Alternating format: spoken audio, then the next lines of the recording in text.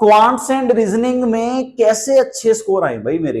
अभी SSC CGL ने notification डाली है जिसमें 15 मिनट में 25 क्वेश्चन मैथ के करने हैं और 15 मिनट में 25 क्वेश्चन बच्चों हमें रीजनिंग के करने हैं। सिंपल देखो बच्चों, क्वांट और रीजनिंग में कैसे स्कोर आएगा अगर मैं सिंपल देखूं, कुछ चीजों को हमें थोड़ा करना पड़ेगा फॉलो।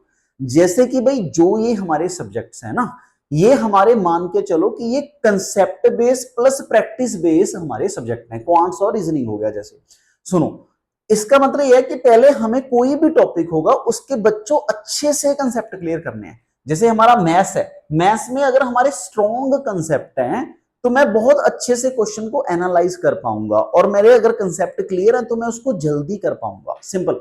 उसके बिना बच्चों अगर मैं प्रैक्टिस की बात करूं या टाइम मैनेजमेंट की बात करूं, ये चीजें कैसे आएंगी?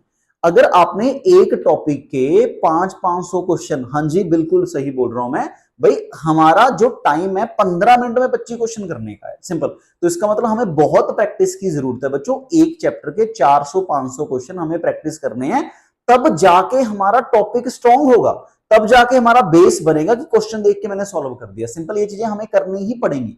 उसके बाद जब हमारे टॉपिक तैयार हो जाएंगे सारे, मॉक टेस्ट बहुत जरूरी हैं बच्चों। सेक्शन वाइज मॉक टेस्ट देने बहुत जरूरी हैं कि भाई 15 मिनट में आप मैथ के कितने क्वेश्चन कर पा रहे हो और 15 मिनट में रीजनिंग के आप कितने क्वेश्चन कर पा रहे हो। जब जब आपने ये टेस्ट दे लिए, उसके बाद आएगा फुल मॉक टेस्ट। देखो, फुल मॉक टेस्ट का तब फायदा है अगर आपका पूरा सिलेबस बहुत अच्छे से कवर है और आप हर सब्जेक्ट को बहुत अच्छे से पढ़ चुके हो। अभी हमने क्या करना है, हमें पूरे फुल मॉक टेस्ट देने हैं।